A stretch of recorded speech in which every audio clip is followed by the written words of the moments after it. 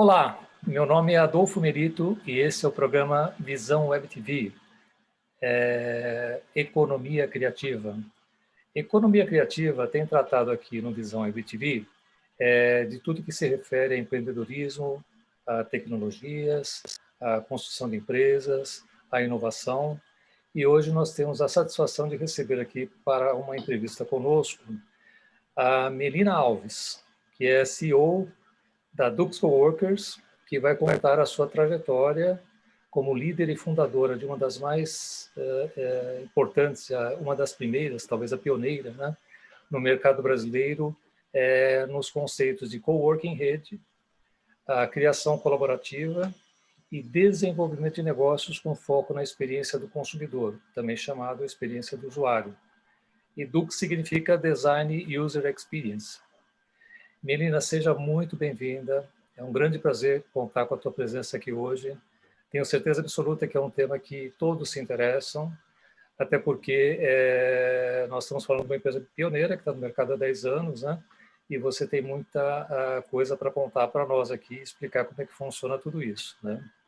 Então, há mais ou menos um ano, eu li uma matéria numa revista aqui em São Paulo que conta a sua trajetória, quando você começou a aprender um ofício de cabeleireira da sua mãe, né?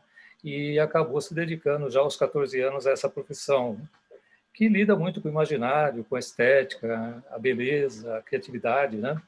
E isso é um pouquinho da sua característica, né? E como é que foi, então, essa sua experiência nessa área? Eu falo que hoje a gente tem falado muito sobre cultura empreendedora, né? O que é a cultura empreendedora?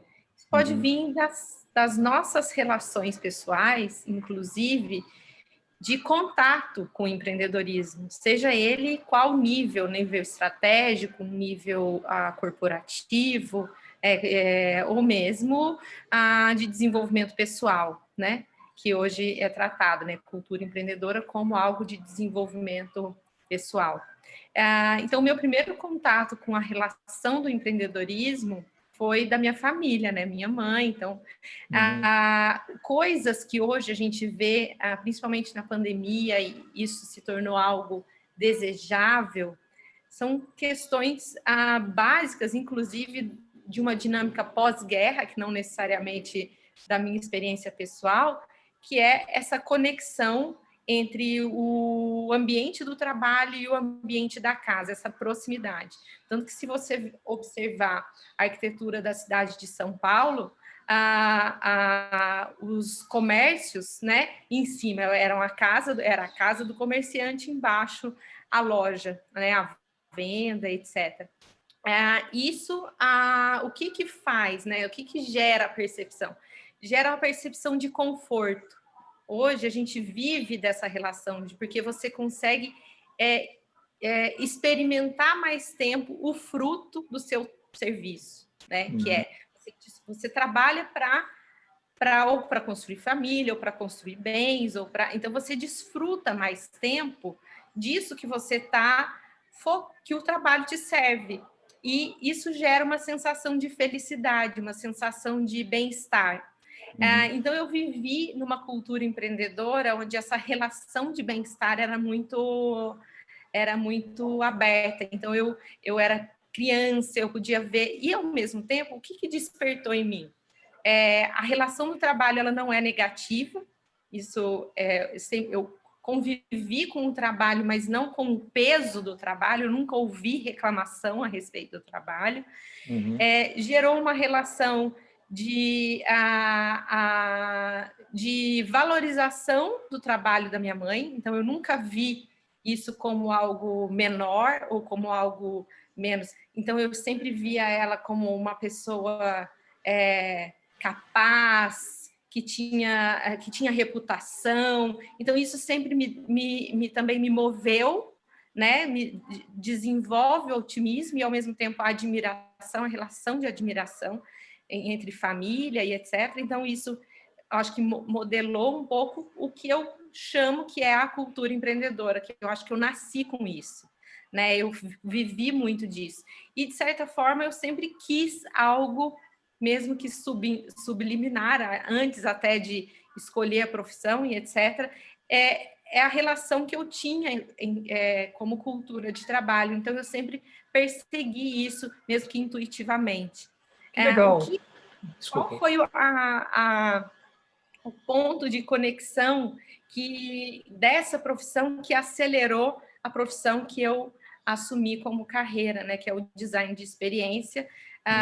E por que hoje, poxa, por que você fala de cabeleireiro e o que isso tem a ver, alguma coisa tem a ver com isso, né?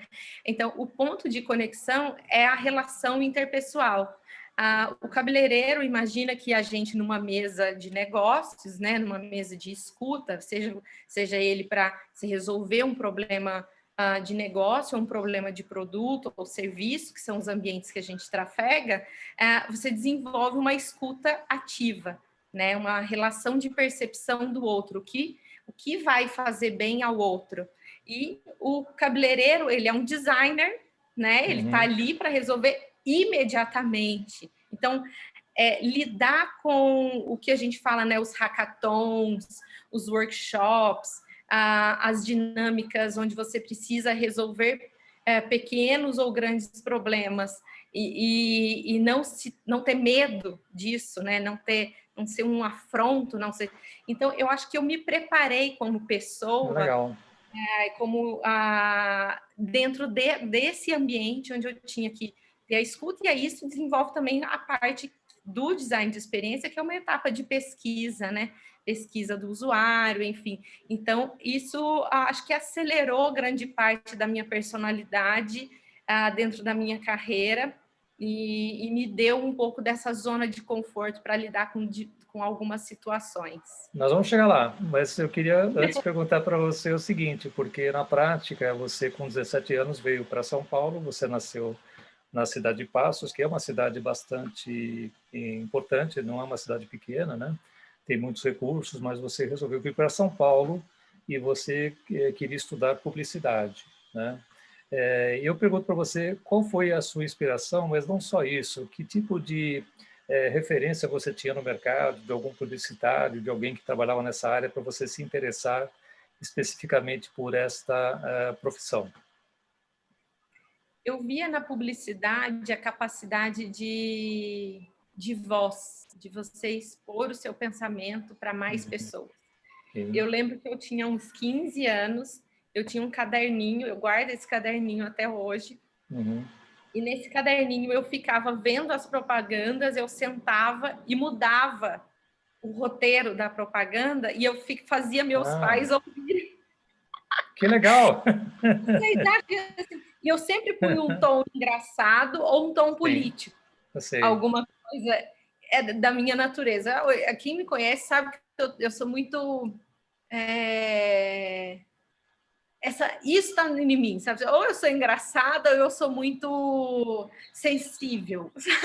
Entendi. É um pouco da minha personalidade. E eu trazia isso já na relação de fazer propaganda. Então, acho que, de certa forma, assim como o teatro, outras profissões trazem um pouco disso, né, de você expor ao público um ponto de vista, na relação com a publicidade, primeiro ponto era isso. Eu ainda não sabia o que a publicidade fazia em si. Então, eu também não tinha alguém, uma admiração específica. Isso foi depois. Então, eu fui... Aquele guia do estudante da Abril era maravilhoso, porque você podia ler sobre as profissões. A internet ainda não era meu acesso, eu não tinha acesso à internet como a gente tem hoje. Então, eu pouco sabia do ambiente real da publicitária e das suas personalidades. Isso eu fui descobrir na faculdade mesmo, né? Após o ingresso, assim, da faculdade. Eu percebo que o teu fio condutor era naturalmente que estava presente na profissão da sua mãe, que é criatividade, né? E também a mesma coisa aconteceu quando você se interessou pela publicidade. Durante muitos anos, as escolas aqui de São Paulo, enfim, no Brasil inteiro, né? Temos um grande amigo nesse segmento, que é o José Carlos Teixeira Moreira, que fala bastante sobre isso. Tanto é que ele montou uma escola própria em 2003, que é a Escola de Marketing Industrial, né? Porque ele falava, pelo menos na época, que não existia escola superior de propaganda aqui no Brasil, de marketing. O que nós tínhamos sempre foi a propaganda, a comunicação, a publicidade. Então, eram muito focadas na criação e na formação de pessoas em graduação, na formação superior nessas áreas, porque atendia uma demanda das grandes empresas que tinham investido muito em fábricas, em canais de distribuição e queriam ter coisas bem criativas para colocar no ar e fazer uma comunicação em massa e vender o seu produto, né? Você percebia isso quando você começou a fazer publicidade? Você sentia a falta de uma visão sob uma ótica mais ampla do marketing, assim chamado? Com toda certeza. Ok. Eu, sem querer desmerecer, né? Eu acho que a minha escolha, Uhum. onde eu acredito que eu acertei, não na formação, sabe, na graduação de publicidade, não sei se necessariamente, né? Porque a formação ela é muito ampla e pouco tática, e Uhum. ela também não mostra a real jornada de trabalho e as possibilidades de mercado dessa profissão. Ela é muito efêmera, né? São tantas as possibilidades que se o aluno não for para o mercado muito rápido, ele talvez se ele finalizar o curso sem ter feito um estágio, alguma coisa assim, vai ficar complicado para ele, entendeu? A questão vai, se ele dependeu da faculdade, mas eu acredito que grande parte da graduação tem um pouco dessa deficiência. Não é só a publicidade, não é só, acho que a maioria delas, né, inclusive da formação educacional, né? Aí a gente pode até fazer depois um asterisco para esse ponto de vista. Mas sim, eu sentia muita falta. E aí eu venho com aquela coisa do porquê que eu acho que a cultura empreendedora fazia parte de mim. Porque no primeiro ano de faculdade, eu comecei a trabalhar de graça nas férias Opa! para uma agência em Passos. Então, todas as Ah, férias, eu ia para Passos e pedia para trabalhar gratuitamente nessa agência local. Por quê? Porque eu conhecia minha mãe, enfim, eles me davam uma cadeira lá e eu ficava sentando com eles e metendo o bedelho e me colocando à disposição. Então, eu fazia de um tudo, e graças a Deus eram pessoas que sabiam acolher um estagiário.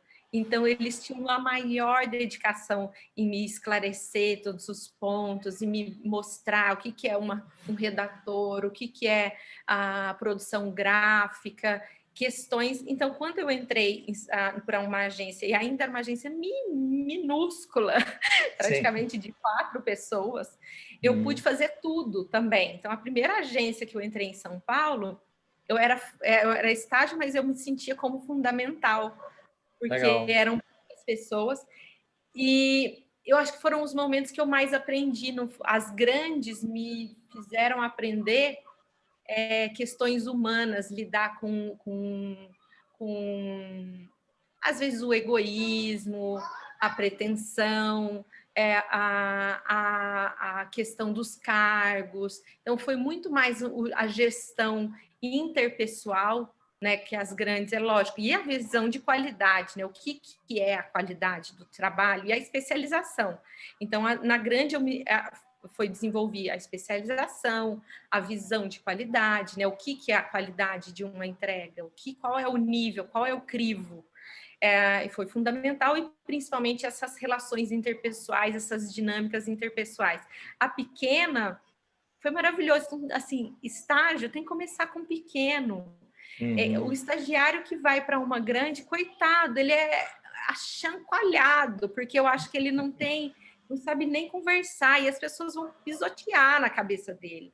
Então, acho que eu não sofri isso nas grandes agências, porque eu, de certa forma, já sabia me colocar, porque as pequenas me deram esse exercício do trabalhar gratuitamente me calçou ali. Então, acho que é isso. Tem essa deficiência no mercado da educação em geral, que é a falta de preparo e a falta de atualização das disciplinas, né? em alinhamento com o que o mercado tem a oferecer, né? Ela está sempre muitos passos atrás, assim. Entendo, Melina. Desde a minha formação. Então, imagino, não sei, agora acho que tende a melhorar, eu acho. Melina, eu estou achando muito interessante, porque quando você fala da empresa familiar, que é um pouco daquilo que você fez em Passos ainda com a sua mãe, hoje se percebe, tem estudos sobre isso, que fala que as empresas familiares sempre têm um valor diferente das empresas comerciais montadas com vários sócios e tal, e você trouxe esse valor para o mercado, né? Que é o fato de você conviver num ambiente agradável, que as pessoas se conhecem, tem uma relação emocional entre as pessoas, mas tem um trabalho também que dá muita satisfação. Aí você está trazendo uma segunda parte agora, quando você fala do estágio em pequena empresa, que é fundamental, né? Na realidade, todo mundo faz uma graduação ou faz um MBA e chega numa empresa pensando que já tem todas as questões resolvidas e vai ser, digamos assim, uma contribuição efetiva para aquilo que a empresa precisa, né? Mas na realidade não é bem assim, né? Então, eu acho que está sendo bastante orientativo isso que você está falando para quem está pensando em entrar numa faculdade, seguir qualquer carreira, porque é uma referência que você passa bem interessante. Eu queria comentar na evolução do marketing, né? A gente percebe que o marketing entre empresas, que já foi chamado do marketing industrial, hoje é conhecido como B2B, né? É considerado por muitos especialistas de mercado como a expressão máxima da relação entre o fornecedor e cliente. E a ambição do marketing industrial sempre foi falar assim, puxa, a gente podia fazer isso também para a pessoa física. Algumas pessoas têm essa ambição, né? Hoje nós temos a digitalização que contribui para levar esses conceitos de atendimento individualizado para as relações de empresas com múltiplos consumidores finais. Você vive diretamente essa experiência dentro da Dux Coworkers. Como é que é isso? É possível? Como é que está sendo esse fator, levar o atendimento individual para a pessoa física? Você começou no B2B e depois a gente foi para a pessoa física. Eu queria falar um pouquinho dessa jornada, dessa visão. Claro. Da visão. A gente tem falado muito da visão do design de experiência, do UX, da experiência do usuário, de dentro para fora. É uma expressão da Dux, assim, que eu trago essa frase, assim. Uhum. De dentro para fora, por quê? Porque os seus primeiros usuários são os colaboradores. Esse time, se a gente for pensar em performance, dentro da economia criativa, da economia colaborativa, a relação de performance, ela, da nossa visão, e eu acredito de outros profissionais também, mas é que a performance ela tem que estar atrelada significantemente ao produto, ao serviço que está sendo entregue, mas não ao lucro, porque isso não é economia colaborativa, criativa, mas a intenção, ao propósito. Então, as métricas, existem métricas que não são tão financeiras, né? E essas métricas que não são financeiras, elas também indicam performance, né? Não é só uma performance baseada no resultado de venda efetiva, né? Então, toda essa construção a gente tem trabalhado. Então, a gente tem trabalhado a visão de UX para desenvolvimento dos colaboradores, que é essa pessoa que começa dentro. Aí, nas relações B2B, a gente tem feito um trabalho de equalizar, por exemplo, a jornada do compras e para esse ecossistema empreendedor e de startup que está acontecendo. Porque as grandes empresas, existe inclusive uma assimetria de informação, onde eles não conseguem identificar a palavra-chave, é contexto informacional que eu estou dizendo. Então, o compras não consegue ler as palavras desses novos serviços, desse ecossistema de inovação, desses serviços de inovação que estão sendo trazidos para o mercado. Então, isso tem acontecido. Então, a gente tem trabalhado também, inclusive, tanto a visão de UX né? Tanto para o compras, quanto para o financeiro, para o administrativo financeiro, para que eles possam compreender melhor os serviços de inovação, a relação da inovação, não só do meu próprio serviço, mas de todo esse ecossistema, para que eles possam interpretar melhor, inclusive das relações de contrato, os tipos de contrato, porque as empresas têm um compliance, têm uma gestão de contratos que às vezes inviabiliza trabalhar com um pequeno ou médio empreendedor. E aquele pequeno ou médio empreendedor, o que ele tem? A exclusividade e a especialização. Ou seja, ele acelera a transformação digital das grandes empresas, porque ele tem uma capacidade de inovar dentro de uma expertise. Então, a grande empresa, ela chega com uma pequena ou média empresa como fornecedora e ela acelera imensamente o seu potencial de transformação digital, inclusive de ganho de time to market, trabalhando com esses pequenos, médios empreendedores que se classificam como startup ou não, mas que são esse ecossistema de serviço de inovação. Então, a gente tem trabalhado dentro desse sentido.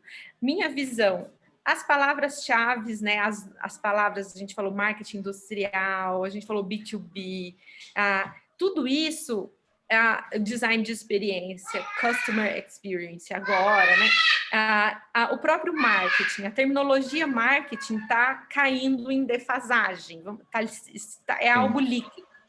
O marketing, hoje, ele pertence a várias células de trabalho dentro do ecossistema de inovação. Muitas empresas têm diluído o departamento de marketing, ou mesmo nem usando mais a palavra-chave marketing, já que elas assumiram um framework de inovação onde o marketing ele trafega de forma líquida dentro desse framework. Então, ele não é que ele perdeu a relevância em algumas não é que ele perdeu a relevância, é que ele atua de forma transversal, não mais departamental, né? Então, aquela verba do marketing é a grande verba do marketing, sabe? Que antes, né, como se a agência pudesse resolver tudo, não é mais assim, porque tem esses microserviços dentro de um ecossistema de inovação que também servem ao desenvolvimento da empresa. Os hubs, as consultorias, as novas tecnologias, as startups, enfim, não dá mais para pegar uma sabe, a gordura, o creme de la creme, e falar assim, a agência resolve isso para mim, que não vai resolver, não é a cultura da agência isso, né? Hoje essa cultura está muito mais dentro do B2B, das relações de negócio, né? Das relações de parceria. O cliente tem muita autonomia e muita escuta ativa ao seu próprio mercado. Ele não tem mais uma dependência da agência de comunicação para isso. Então, legal. É a grande transformação que eu vejo dentro dessa relação de marketing, B2B, ecossistema de inovação e startup. Bacana. Eu agora entrando mesmo na especialização dos coworkers, né? Nós percebemos que a economia da experiência ela já começa a aparecer nas diferentes fases daquilo que a gente chama de descomoditização de produtos e serviços, né? Que ao algum tempo ficaram todos iguais, né? Então a experiência pode ser a diferença. Isso encontra o seu ápice no mundo das artes, no mundo do conteúdo, né?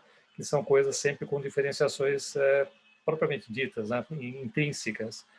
Hoje, muitas empresas do Brasil, em segmentos onde há muita concentração, com empresas muito grandes, como bancos, telecomunicações, essas empresas acabam sofrendo disrupção porque alguém do outro lado fez alguma coisa que melhorou a experiência do cliente ou consumidor. Eu digo, por exemplo, o Nubank é um caso como esse, a Estônia é um outro caso no setor B2B, né? Hoje a gente imagina que seja possível, através de um trabalho como aquele que vocês fazem, transformar empresas já estabelecidas, não deve ser muito fácil, que não tenham essa cultura do desenho da experiência, em empresas que consigam fazer essa mesma disrupção dentro de casa. É possível fazer isso? Como é que você aborda esse tema nas empresas que têm essa característica?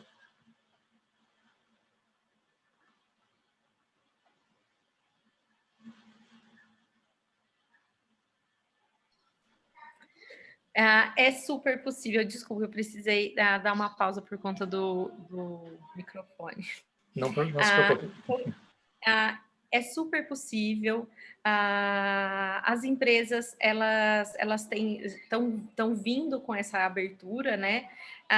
O que a gente sempre esbarra, né? Eu falo, e na verdade as empresas têm trabalhado com todas as áreas da tecnologia, né? Porque hoje a gente pode dizer que a tecnologia não tem subsegmentos, né? Nós somos a parte humana da tecnologia.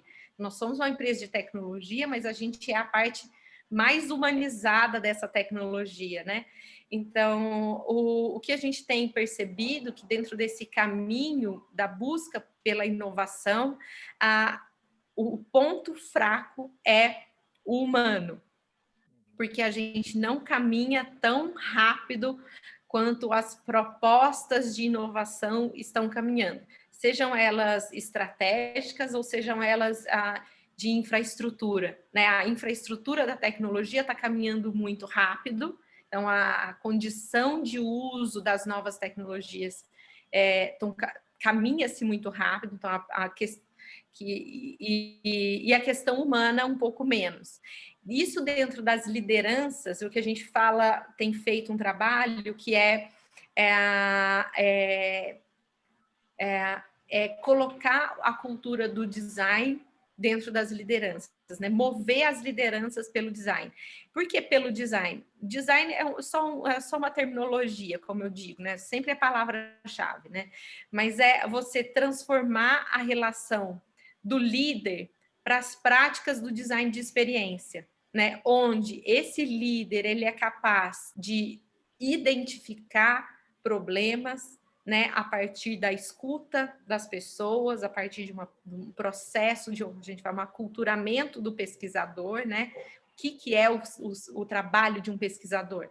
E aí depois, a partir disso, ele consegue também prototipar soluções, então são ferramentas práticas para isso, né? Para que essa liderança consiga ter não só o discurso estratégico, porque o líder ele move muitas pessoas pela fala, pela cabeça, pela orientação.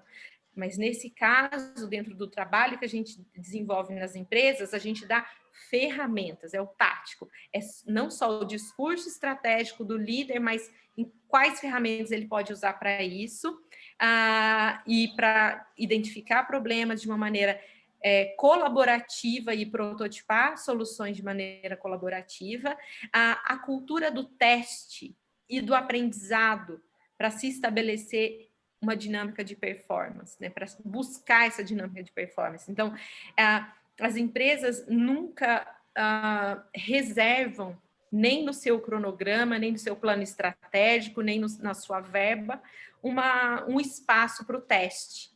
Uhum. Isso, mesmo dentro da cultura de gestão de pessoas ou da cultura da própria governança. Quando você tem uma nova equipe, você já quer que essa equipe performa em 2 meses. Se 2 meses ela não performou, você demite, né? As empresas, né? Até a própria cultura do trabalho, o CLT, provoca isso, né? Você tem 3 meses para performar, senão você vai... Né, tem aquele... Então, a própria gestão, e às vezes, para se desenvolver pessoas, não necessariamente 3 meses é o suficiente. Sim, não. Por quê? Claro. Porque existe um gargalo técnico e um gargalo de soft skills com o qual o mercado, não é a sua empresa, empreendedor. Não é um problema seu, é um problema do mundo, onde as empresas estão tendo que lidar com o tempo de aprendizagem correndo ao mesmo tempo que o tempo da entrega. E será que esses 3 meses é o suficiente? Alguns vão performar dentro desse, outros não.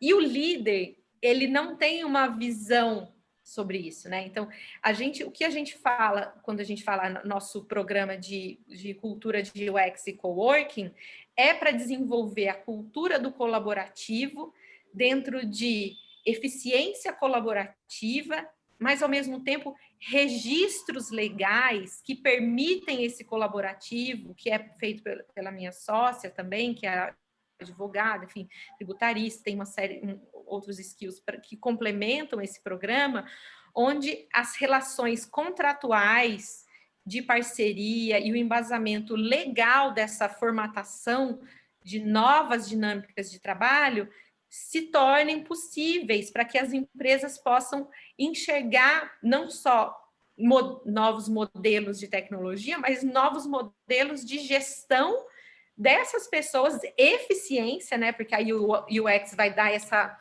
visão do ferramental para essa eficiência, para se chegar nesse ecossistema de colaboração que se quer atingir. Então, essa é a nossa proposta. Mas eu acredito que o humano ainda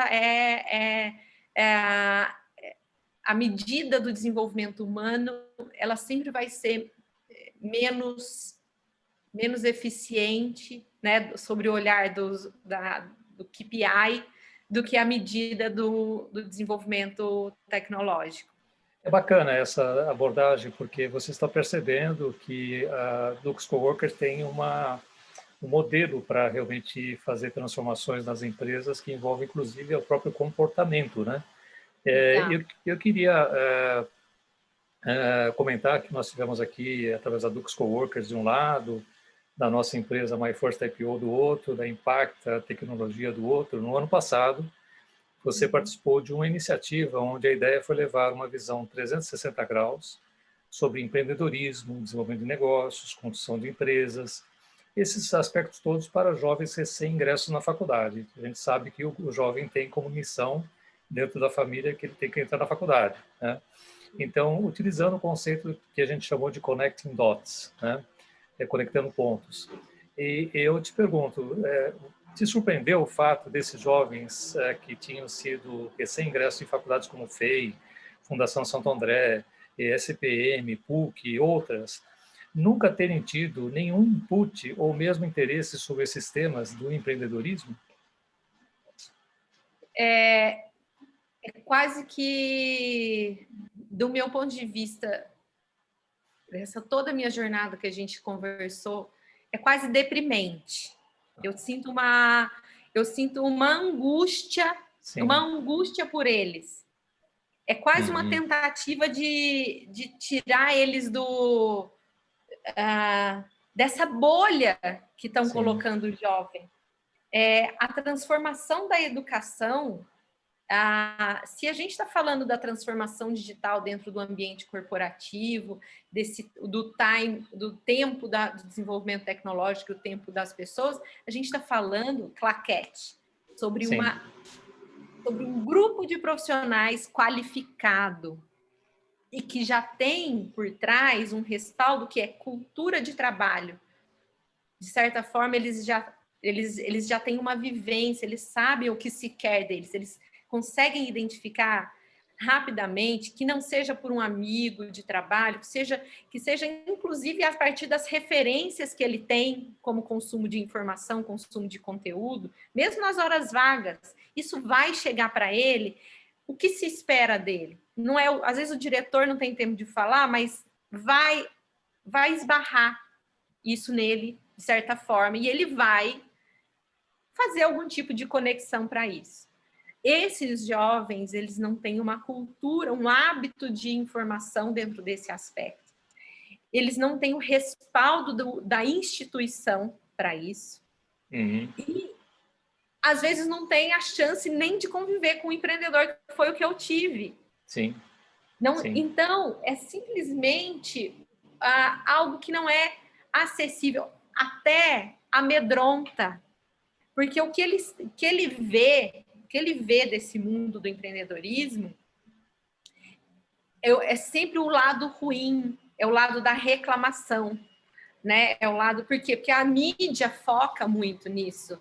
E, de certa forma, a gente vive, e não é só a mídia, mas qual é a natureza do empreendedorismo brasileiro? É a natureza do empreendedorismo da economia frágil, não do empreendedor que se qualificou para desenvolver uma skill dentro desse mercado que a gente falou, que é, poxa, as startups, o empreendedorismo de inovação, que vai acelerar e impulsionar as empresas. Não, o empreendedorismo brasileiro, ele é o empreendedorismo de quem foi demitido, de quem está passando um sufoco, de uma economia frágil, e que não necessariamente ele tem uma relação qualificada, ou ele desenvolveu uma skill de gestão, de processo. Não, ele está dependente, ele está à deriva. Ele depende, inclusive, do Sebrae, de qualquer questão para fazer com que ele, que ele não morra de fome, entendeu? Então, essa é a natureza do empreendedor. Quando um jovem não tem, por parte de uma instituição, uma visão a respeito desse empreendedorismo com o qual estamos falando agora, que é um empreendedorismo de inovação, de oportunidade, de economia criativa e etc., quando ele não sabe disso, ele só vai ter contato com esse outro empreendedorismo, que é o medo, que é o empreendedorismo do eu não quero ser demitido e ter que fazer alguma coisa que eu não sei fazer, salve-se quem quiser, para matar a fome da minha família. Então, o tema empreendedorismo para o jovem não é positivo para um jovem, porque ele não tem acesso a isso. Esse positivismo está no mundo corporativo, não está no mundo da graduação, sabe? Ele não vai. Então, realmente... Eu fico desorientada com isso, sabe? Vamos fazer uma coisa. Sim. Alguém escuta a gente. Web TV, compartilhe. Hashtag compartilha esse vídeo. Então, eu vou dizer para você, colocando um contraponto, que essa angústia que você sente, nós sentimos aqui em relação a essas expectativas que acabam não sendo atendidas, né? Até por questões culturais, como nós falamos. Na China aconteceu o contrário, né? Então, eu li, isso é coisa recente, né, de 5 anos para cá, de 2015 para cá, em que o governo chinês tinha uma preocupação porque a formação e a orientação dos filhos, basicamente, ela é centrada na China 100% nas mães, nas mulheres. Tá? E quando os filhos queriam fazer alguma coisa diferente, trabalhar numa startup, etc., eu falo, não, meu filho, pelo amor de Deus, você tem que entrar numa empresa pública, né? Porque as empresas eram até pouco tempo, todas empresas públicas, né? O governo percebeu que tinha uma grande, como é que se diz, um grande potencial nessa área, porque a educação lá é excelente, as empresas lá estão realmente evoluindo cada vez mais, e ele fez uma campanha nacional para transmitir aos pais, às mães, aos jovens, propriamente dito, a importância de considerar empreendimentos próprios. E isso operou, nesses últimos 5 anos, uma transformação radical na China. Hoje ela tem 168 grandes, vamos chamar, centros de startups, poderia ser chamado de ecossistemas completos, porque tem toda a parte das universidades, tem a parte de tecnologia, tem a parte de maker, tem a parte de aceleração, de investidores, etc., etc. Alguns têm entre 20 e 30 quilômetros quadrados de extensão. Então, eles não estão brincando, né? E fizeram isso, naturalmente, para poder atender essa expectativa que tinha o próprio governo, que ele resolve 2 problemas. Primeiro, ele gera inovação, porque essa turma jovem que vem para o mercado fazer as startups e criar coisas, ela gera muita inovação e as empresas começam a comprar essa inovação dessas empresas menores e, ao mesmo tempo, também o governo fala assim, eu não preciso empregar mais ninguém. Então, eu fico pensando assim, de repente, como o mindset dos pais aqui no Brasil, que basicamente é que direcionam, né, o jovem para fazer uma faculdade, entrar numa grande empresa, que ainda aspiram que os filhos façam dessa forma, como é que a gente muda esse mindset? Como é que isso vai mudar? Porque, na realidade, assim, a gente não vai ter uma interferência do governo, isso é quase certo que não, né? Você vê isso de que forma? São 2 lados, né? São 2 lados. A gente fala... São sempre 2 pontos de vista, ou mais, ou 3, mas eu estou tentando buscar extremos, pontos de vista extremos, tá? Lógico que tem sempre uma intersecção, e essa intersecção é que é o positivo, né? Mas o extremo disso é por um lado, a abstenção ainda maior da instituição pública, né, que se abstém e sempre deixa a conta para o empreendedor.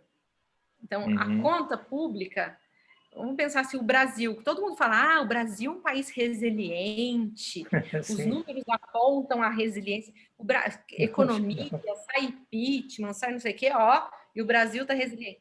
Quem é a resiliência do Brasil é o médio, pequeno e o médio empreendedor, porque os grandes, eles sempre estão ali mesmo, né? Faz qualquer coisa, eles estão ali de qualquer jeito.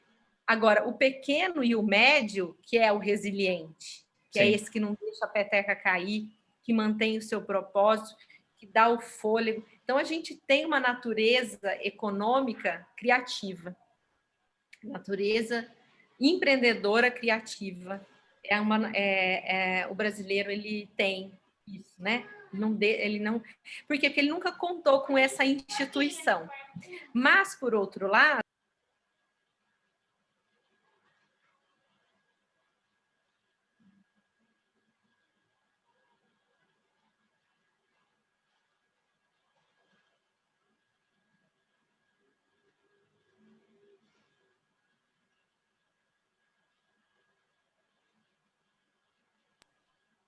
resgatando. O empreendedor, a natureza do brasileiro é essa economia criativa, né? Economia colaborativa. E a gente, esse hábito de não contar com as instituições públicas é também o que essa, né? Tem uma questão que é assim, é correto se abster totalmente e colocar tudo isso na conta do empreendedor, né? Ou um equilíbrio disso poderia favorecer toda essa dinâmica de gestão econômica, né? Porque a gente está falando de uma gestão econômica onde as coisas caminham junto. Então, eu acredito que precisa sim fazer supervalorizar. Aí, esse é um ponto de vista, então um extremo, um outro extremo. Aí um outro ponto de vista é a necessidade de se desenvolver, porque isso, ao mesmo tempo, a gente não estava falando lá de uma falha de skill humana, que eu comentei, né, do lidar com o empreendedorismo, que isso gerou para a minha saúde emocional, que eu comentei no meu caso específico. Essa saúde emocional que o empreendedor tem, que as pessoas têm quando elas têm contato com o empreendedor, faz com que ela não tenha medo. E a falta do medo desenvolve a criatividade, desenvolve o potencial de inovação, melhora a forma como as pessoas se colocam entre elas, né? Se eu não tenho medo de você porque você é meu chefe, eu consigo conversar abertamente com você e expor os problemas e pedir auxílio e pedir orientação, né? Então isso as relações, facilita as relações e facilita a comunicação entre as relações, o que é super saudável, independente se a empresa vai dar certo ou não. Então, pelo simples fato de desenvolver um ambiente de intraempreendedorismo ou empreendedorismo, se vai virar ou se não vai virar, sabe? Aquela coisa. Sim. A empresa deu sucesso, não foi um sucesso. Não importa se vai ser sucesso, se vai ser sucesso, porque o simples fato dessa relação começar a acontecer, as pessoas, em geral, o mundo do trabalho, o mundo da economia, no sentido amplo dessa economia, ele vai ser favorecido, porque vai se desenvolver, essa rivalidade feudal que o Brasil tem, praticamente feudal, que o Brasil tem e desenvolveu nos profissionais, onde as lideranças estão sempre querendo o meu pior, e eu sou funcionário, também tenho que ver as lideranças como o chefe carrasco que me está fazendo mal para mim. Então, essa visão, e isso se desdobra entre as empresas, né? A empresa grande que fatura mais, ela é carrasca, que ela come todo o dinheiro de quem não tem e de quem ganha pouco.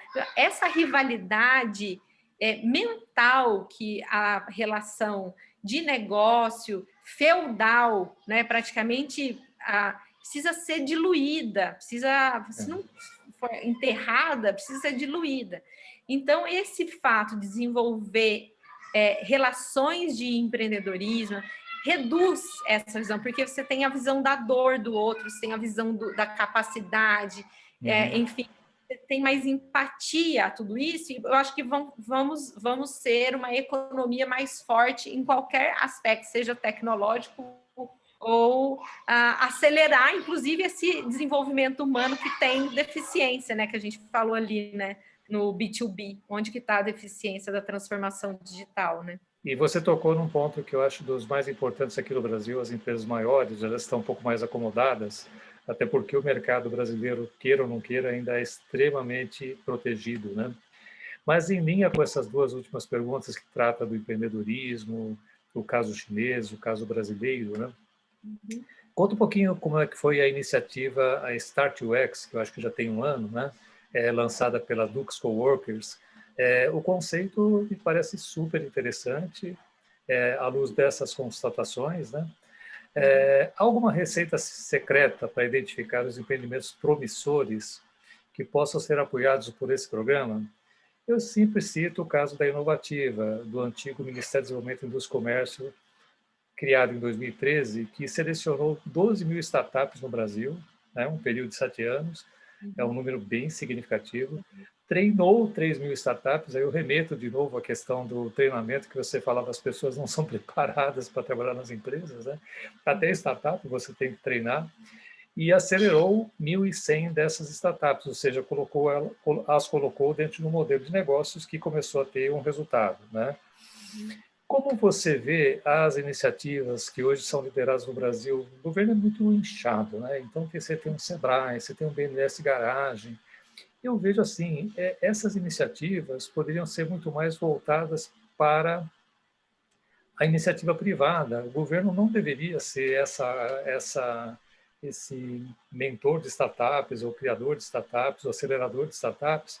E o programa Start UX, ele tem uma visão muito melhor do assunto do que teria, naturalmente, quem está num governo e nunca foi empreendedor de nada, né? Então, tirando esse aspecto crítico, que é inevitável, né, da minha parte, em relação a isso, como é que você vê o crescimento de uma empresa como essa, de uma organização como essa, de um segmento como esse, uma divisão, né, da Dux Coworks, o Start UX nesse cenário? O Start UX, ele começou dentro da fundação da Dux mesmo, há 10 anos atrás, quando a gente optou por ser uma empresa que não atendesse apenas a grandes empresas, que não almejasse atender apenas as grandes empresas, mas que a gente também pudesse trabalhar com o empreendedor, tipo assim, um empreendedor, ou um empreendedor de seus funcionários, ou uma startup, né, que aí já é uma configuração, inclusive um mindset diferente, né, quando a gente trabalha com as empresas que se classificam como startup. E isso fez com que a gente já pudesse ter uma relação orientativa de exercício de serviço diferente, inclusive composição de preço, etc. O que a gente não tinha ideia naquele começo é que isso poderia ser um formato, poderia ser um processo, um modelo.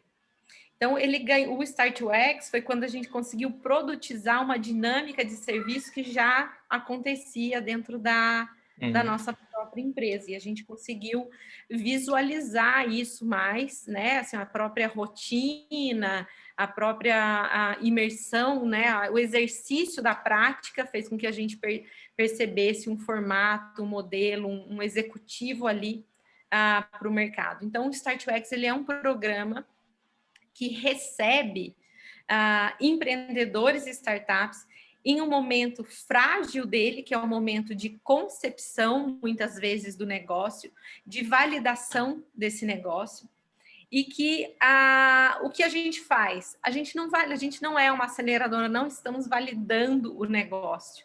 A gente valida a experiência do produto sob a perspectiva do usuário.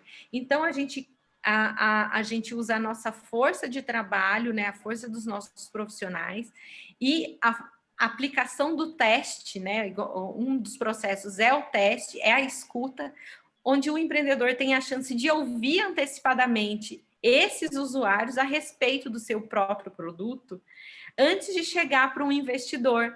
Então, ele tem a chance de pivotar, de revisar, de redesenhar modelos, de redesenhar.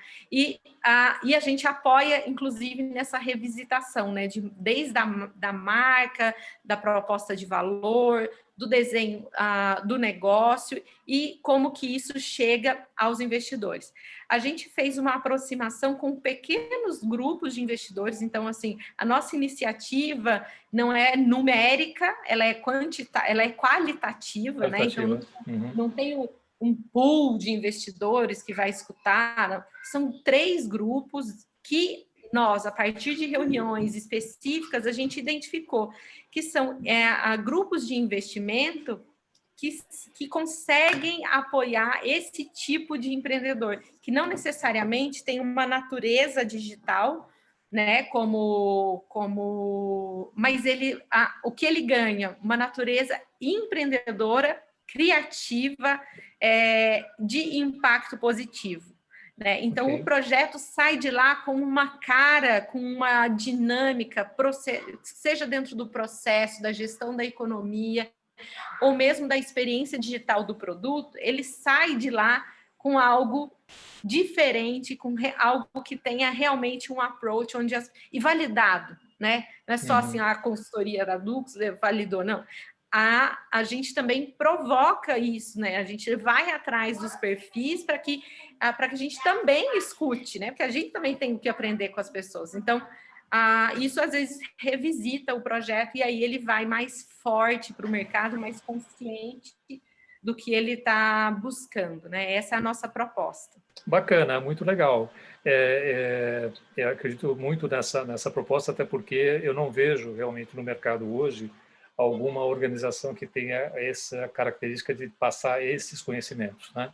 As aceleradoras são bastante voltadas para um processo quase que de várias etapas, né? Que todo mundo que passa pelas mesmas etapas, enquanto que a Dux no Start UX ela dá uma conotação totalmente diferente e focada muito mais no entendimento do que é o mercado, do que é o produto, como é que ele é aceito, não é aceito. Eu acho bem bacana. E como encerrando a nossa entrevista aqui, Melina, eu queria fazer uma última pergunta a você, que é a seguinte, que todo mundo se faz, já tem estudos da Microsoft, do World Economic Forum, da McKinsey, etc., todo mundo falando a respeito, o que vai ser depois da pandemia, né? A Dux Coworkers foi a pioneira na proposta de colaboração de cocriação em rede, que você chama de coworking virtual, né?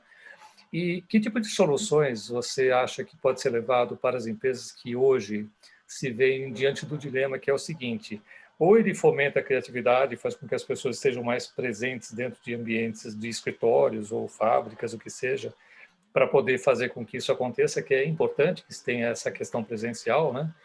E, ao mesmo tempo, você faz o balanceamento do home office, que acabou sendo uma opção não mais da empresa, mas do próprio colaborador. Ele quer trabalhar em casa agora. Você que tem essa experiência do coworking virtual, como é que você vê esse desafio e qual é a sua visão sobre isso? Eu vejo, são pontos positivos, né? Eu gosto sempre de trazer o positivo e o negativo, assim, para o meu ponto, para formar minha opinião, de certa forma. Então, eu vejo como um ponto negativo muito dentro da relação desse processo de trabalho remoto, né? Que as empresas estão no momento de compreender a dinâmica desse trabalho e como que as pessoas produzem dentro desse ambiente. Então, isso tem toda a parte de infraestrutura que às vezes não a gente está tendo, agora a gente vê a internet oscilando e etc. O contexto da pandemia ainda tem a questão do apoio da família, né, que é super importante, inclusive para os profissionais poderem atuar e desenvolver. Então a gente conta com o apoio dessa família para que a casa, né, porque os filhos estão juntos, eles, né, a gente está num contexto em que ele não tem condição de ir para a escola, mas vamos supor que isso já esteja superado e que as crianças já estejam indo para a escola ou estejam no seu momento, então a casa consegue ter os momentos de convivência, os momentos de imersão, né, mesmo dependendo da idade dos filhos. As empresas não necessariamente estabelecem a empatia em relação a esse processo. Então, tem muita empresa que eu vejo que está sendo uma dor quase que exaustiva para o negócio, em que esse home office meio que tem gente que está odiando.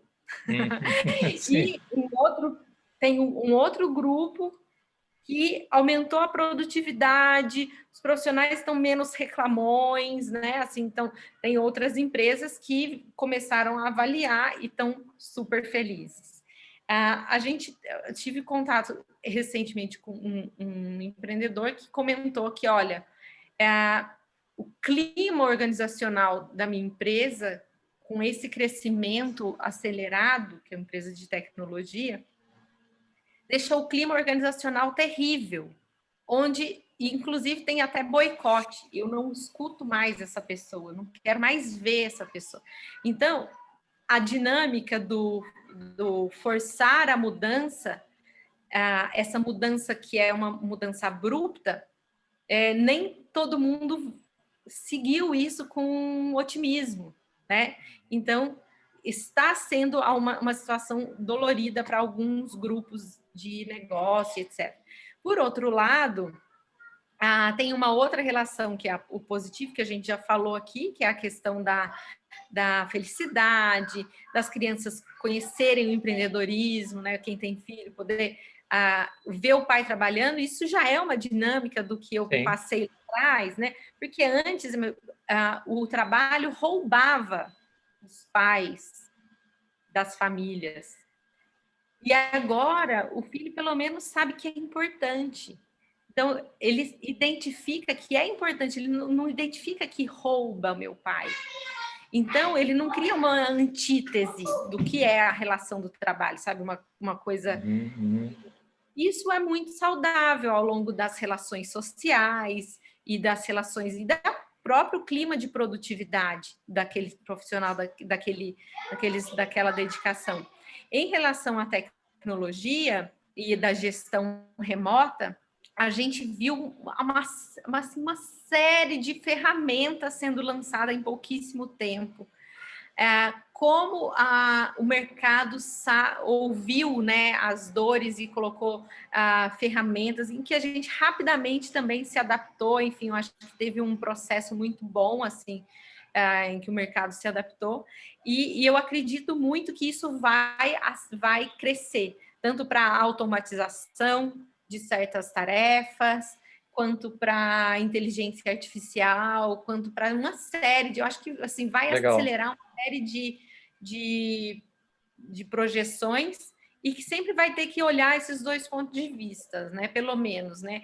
A relação de transparência precisa caminhar junto com a relação da tecnologia e a relação humana precisa caminhar junto com o desenvolvimento dessas novas infraestruturas para que a gente possa ainda assim sentir o que a gente está sentindo, que é esse momento de felicidade pela dinâmica. Então, eu espero que no futuro a gente consiga também criar um clima de pertencimento e não se ver numa bolha em que, de repente, tem aquela visão, né, do Black Mirror acontecendo nas nossas...